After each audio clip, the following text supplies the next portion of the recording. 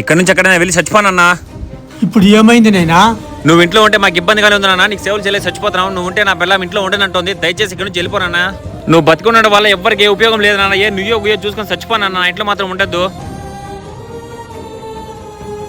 ఎవరిని ఈరోజు ఏంటో మర్చిపోయారా? అవును కదా, నేను మర్చిపోయాను.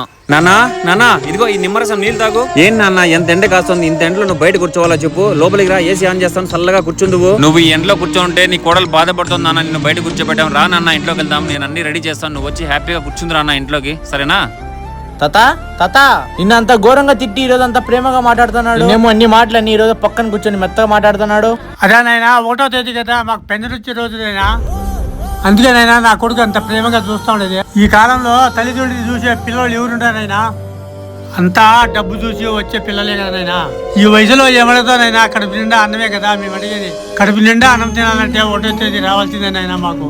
ఈ ఒక్కరోజే కదా కడుపు నిండా అన్నం తినేదినైనా. మిగిలిన 30 రోజులు బస్తు ఉండాల్సిందేనైనా నేను.